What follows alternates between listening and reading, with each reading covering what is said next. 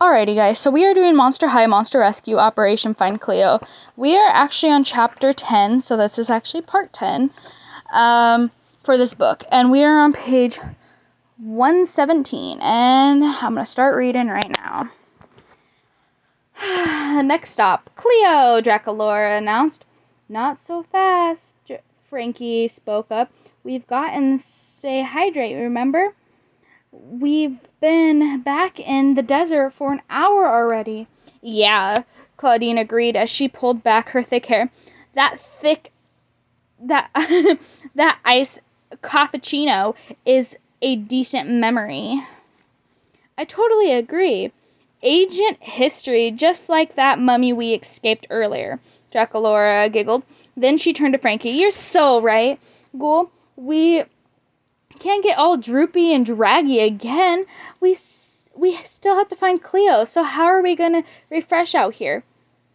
Now I've got both hands, I can show you exactly how my invention works, Frankie said. She hurried across the sandy dunes, retrieved the silver stick. Oh, almost so hot to handle, she said, passing the stick from one hand to another. Who would have thought gloves would be the must-have accessory for the desert heat, joked Draculaura. Frankie, how is that stick gonna help us find water? Claudine asked.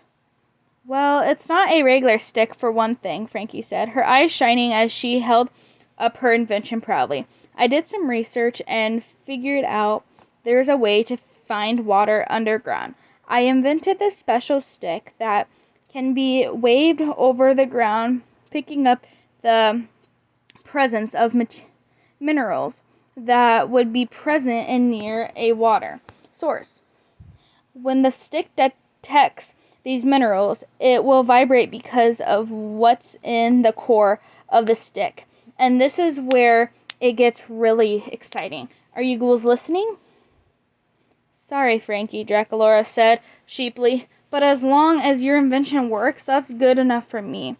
Frankie rubbed her hands together until she formed a crackling electricity charge. Then, with both hands, she held out her invention over the ground. Now I know you ghouls already know that water and electricity don't mix, but stand back, okay? Frankie called out. Draculaura and Claudine took an extra big step back, just in case. The silver stick jerked. Frankie forward for several steps, and it looked like it took all her strength to hold onto it, and then abruptly it stopped in short. Yes, Frankie cheered. There should be water right here. She twirled her invention around in her hands, like a glittery baton. Then, bam! Frankie plugged it into the sand. Suddenly, whoosh! A massive jet of water sprung out from the ground, creating a cool fountain in the middle of the desert. Draculaura and Claudine shrieked as the fountain sprayed cool mist over them. Yes! Exclaimed Frankie with a triumph fist pump. It works! Works? That's an understatement, Draculaura cried as she spun around in the fountain spray. I mean, that's fantastic. Truly classum, added Claudine as she slicked back her hair. The ghouls danced around in the desert fountain, then drank their fill of cold, clear water. When everybody felt completely refreshed and recharged, Frankie pulled her invention out of the sand, and the fountain slowed to the trickle as the sand scattered across it. All right. Back to business, Draculaura said. We've got to figure out which pyramid belongs to Cleo. So we're right back where we were before, Claudine said. Not quite, Draculaura told her as she wiped out her eye coffin. I had a little research in his history room, and I learned a ton about Cleo. Like what? Asked Frankie. First remember the Cleo said that her message, Draculaura reminded her ghouls. She was stuck and had to score a settle. Frankie cringed. I think we should try to avoid getting in the middle of a mummy barrel, she said. Yeah, I agree, Draculaura said. I hope we can convince Cleo that this whole cursing thing is just bad luck, and when she comes to Monster High, there will be so many cool things to do that she'll forget all about settling across the curses of others. So what else did you learn about her? Asked Claudine. Well, Cleo's not a ghoul. She's also a princess, Draculaura said as she ticked each tibbit off her fingers. Actual royalty, and apparently Cleo loves bling and oh my gosh, legendary. That might be useful, Claudine responded. The monster media said that Cleo's interior existence revolved around luxury, Draculaura told the other ghouls, so maybe her final resting place does too. Are you thinking what I'm thinking? Asked Frankie. Find a fanciest pyramid and take it from there? I guessed Draculaura. Exactly. High five, Frankie said. She held up her newly attached hand and yet another high five. Sorry, she giggled. It's just so good to have my hand back. That's great info and all, but all the pyramids look the same from outside, Claudine pointed out. We're still gonna have to explore each one until we find the pyramid that most bling. Maybe not, Draculaura said as she rummed around in her pocket and pulled out a set of tiny, unique binoculars she'd found in the Howl of History. She brought the binoculars up to her face and peered through them carefully, examining each distant pyramid.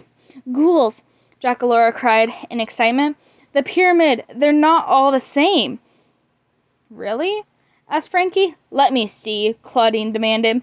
Draculaura passed the binoculars over to Claudine, who gasped as soon as she glanced through them. They only look the same from the distance, Claudine reported as she passed the binoculars to Frankie. That's vogelicious, Frankie marveled. Draculaura took the binoculars again. It looks like each one is slightly different color, she said. I bet they use it to be really bright a long time ago. They've probably been bleached by the sun, Frankie mused. But that one way over the other right side, see it? It's kind of shiny and gleamly, almost, Draculaura said. Frankie took another look at the binoculars. You know what? She said slowly. I think that pyramid might actually be made of gold bricks. Seriously? Asked Draculaura. Yeah, Frankie said, nodding. Gold is one of the softer metals, and you can kind of see how the bricks are painted, like the centuries of sandstorms and what's on top. Some sort of jewel. Draculaura glanced through the binoculars. It's a jeweled scarab, just like the one Cleo was wearing in her message, she gasped. The three ghouls exchanged a glance. They all knew what that meant. Well, what are we waiting for? Let's go get our ghouls, Claudine finally cried. The ghouls set off for the golden pyramid. As the sun began to set, the pyramid glimmered even more if spangled through the beams of the red and orange light. But nothing they'd seen in the desert was nearly as breathtaking as the doors to the golden pyramid. Bejeweled with the precious gems in every color of the rainbow, they glittered invitingly. I like the ghouls' style, Draculaura said, proving. Come on, let's open these doors. Don't you think it's kind of weird that nobody's stolen these jewels? Asked Frankie. I mean, they're right here out in the open. Claudine threw her arms out and gestured to the empty desert. Who would steal them? She asked. We're the only ones around in the miles and miles. Draculaura kneeled down and pulled a few long grayish threads off the faucet of ruby. Someone has been here, she reported, but they left the jewels behind. Claudine shrugged, then pushed her sleeves and flexed her muscles. After the doors to the last pyramid, I'm ready to put some muscles into it, she joked. The other ghouls got into position next to Claudine and prepared to push open the heavy door. Draculaura braced herself as the ear-slipped thing creaked as the agent door's wheels grinding against the track. But to her surprise, the door slid open easily, gliding along the track until the entrance to the pyramid was open wide. The floor seemed to be covered with gleaming black tiles, but they weren't straight and even. That's weird, Draculaura thought as she looked at uneven floor. I thought Cleo would have settled for second best, but whoever paved this floor did a terrible job. Suddenly, Draculaura realized the floor was moving. It took a few more moments for Draculaura's eyes to adjust to the dim light, but then they did. She suddenly understood everything, why the floor was uneven, and why it wouldn't stay still. What lurked inside the pyramid was worse than ghouls ever could imagine. And that is the end of part 10, guys.